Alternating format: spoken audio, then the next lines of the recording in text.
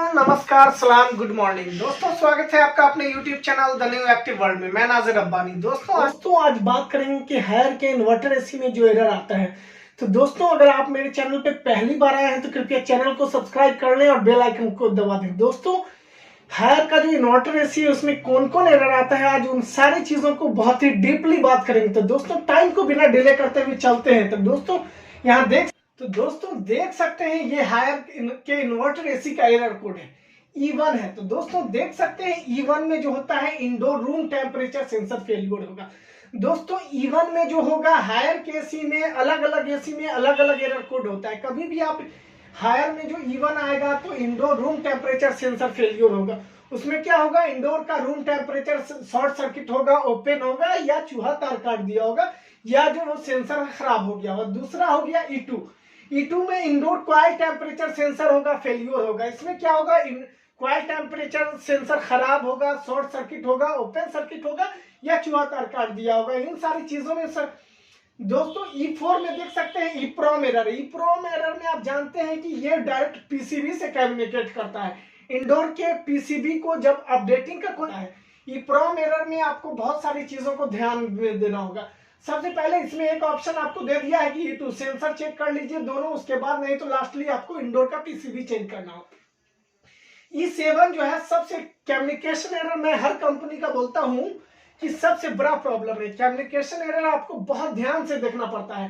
Communication error सबसे बड़ा problem है। इसमें क्या होता है, कम्युनिकेट आउटडोर टू इंडोर नहीं कर पाता है। अभी जो इन्वर्टर एसी में कम्युनिकेशन एरर बहुत ज्यादा आ रहा है। कम्युनिकेशन एरर में थोड़ा सा अगर कहीं अर्थ कमजोर है, कहीं लूज कनेक्शन है, तो भी आपको ये कम्युनिकेशन एरर दे देगा। तो कम्युनिकेशन एरर में सारी चीजों को आपको ध्यान से देना होगा। इंडोर पीसीबी को आपको ध्यान से देखना होगा, आउटडोर पीसीबी के सारे थिम्बल को चेक करना होगा। सारी वायरिंग को चेक करने के बाद आपको इंडोर में आउटडोर के वायर में जाकर के 220 वोल्ट चेक करना होगा। उसके बाद लास्टली आपको आउटडोर का पीसीबी चेंज करना होगा।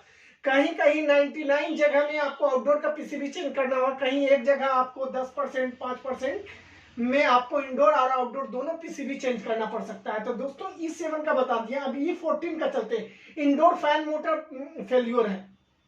इंडोर का जो फैन मोटर होता है, ब्लोअर मोटर होता है, वो खराब होगा, ओपन होगा, एबनॉर्मल होगा, या शॉर्ट सर्किट होगा, या किसी एक लो स्पीड होगा या हाई स्पीड हो गया होगा, जिसके लिए आपको E14 आ जाए। E18 में temperature cut off protection.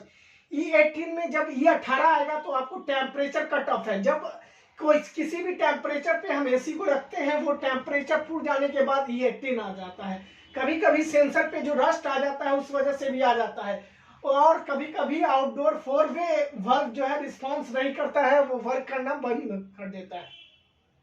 4-वे work में क्या होता है कि उस पर कार्बन जम जाता है, और उसको जो आप 4-वे एक्सपेंशन वर्क को आपको ध्यान से रस्ट उसका कार्बन हटाना पड़ेगा।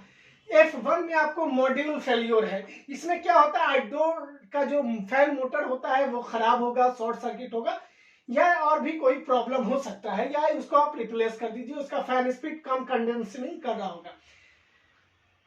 तो आपको ये बता दिए। F4 में चलते हैं। Compressor overheat. कंप्रेसर जब एक्सेस हीट हो जाता है तो F4 एरर आता है। इसमें क्या होता है, डिस्चार्ज टेम्परेचर सेंसर आपको चेंज करना पड़ सकता है, वहां पे भी प्रोटेक्शन है। कंप्रेसर का discharge temperature sensor high voltage low voltage की वजह से हो सकता है। कभी कभी आपको इसमें भी आउटडोर का पीसीबी चेंज करना पड़ सकता है।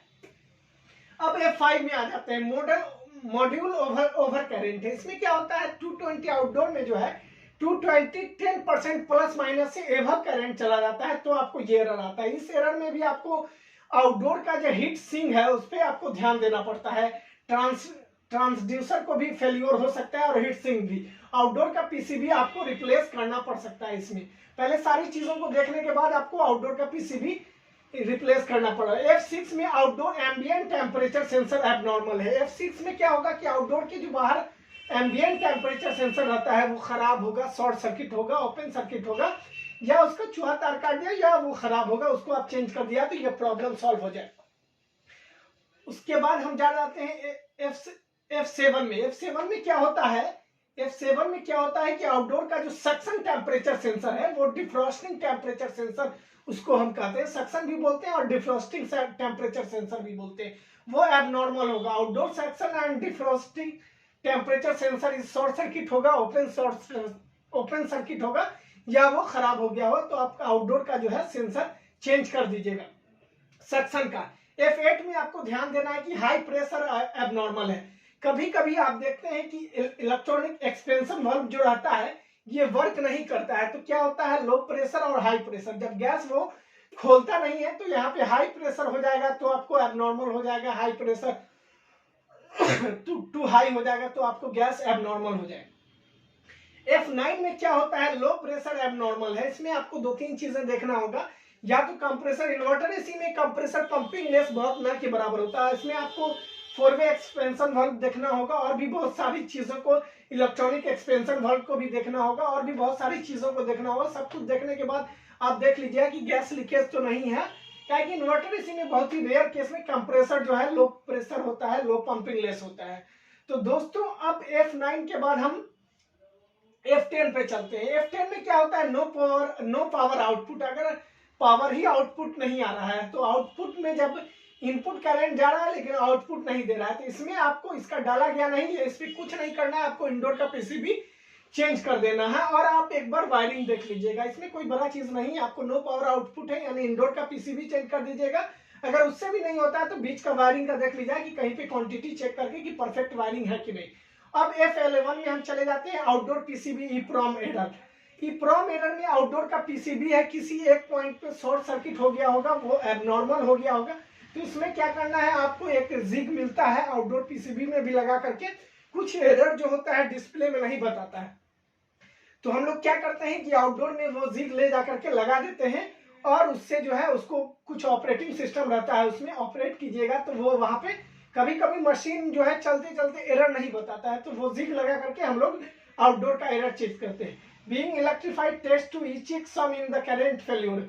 कुछ कारण में इसमें क्या होता है कि 220 वोल्ट नहीं जाता होगा, कभी कभी जाता भी होगा, तो और भी बहुत सारी प्रॉब्लम है। इतने सारे आउटडोर के पीसीबी में इक्विपमेंट लगे रहते हैं ना, तो उसमें किसी एक पॉइंट में रस्ट, कार्बन या कोई भी अदर फॉल्ट एबनॉर्मल हो गया है, लो वोल्टेज हाई वोल्टेज के कारण, किसी भी कारण, तो आपको इसमें आउटडोर का पीसीबी भी रिप्लेस करना पड़ सकता है।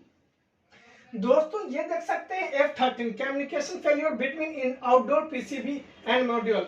ये कम्युनिकेशन पर्सनली आउटडोर पीसीबी का है। इसमें क्या होता है, आप आउटडोर के सारे सिंबल को चेक कर लीजिएगा, फैन का और भी जितने चीजें हैं उनका, इलेक्ट्रॉनिक एक्सपेंशन वाल्व का, सारे सिंबल को चेक कर लीजिएगा। उसके बाद लास्टली इसमें भी आपको आउटडोर के पीसीबी को चेंज करना पड़ सकता है। दोस्तों ये सब जो मैं एरर के बारे में बताता हूँ, ये मैं अपना 5 से 7 साल का एक्सपीरियंस बताता हूँ, ये कोई इजी बात नहीं है। मैं हर साइट पर जा करके आज एक्सपीरियंस लिया हूँ। 5 से 7 साल कैरियर में, 7 साल मेरे हो गया है, लेकिन और सारी कंपनी में लगभग मैं इन सारी कंपनी को देख चुका हूं। तो दोस्तों ये एरर बताने के लिए बहुत सारी जानकारी को इकट्ठा करना पड़ता है, ये ऐसे कोई मैं एरर के बारे में नहीं बता रहा हूं, तो इसको मैं साइट पे जाकर के मशीन जैसे बात करता है उसके बारे में बताता हूं। तो दोस्तों अगर आप मेरे चैनल पे पहली बार आए हैं तो कृपया चैनल को सब्सक्राइब कर लें और बेल आइकन को दबा दें ताकि आपको रेगुलर नोटिफिकेशन मिलती रहे। तो दोस्तों आज के लिए इतना ही।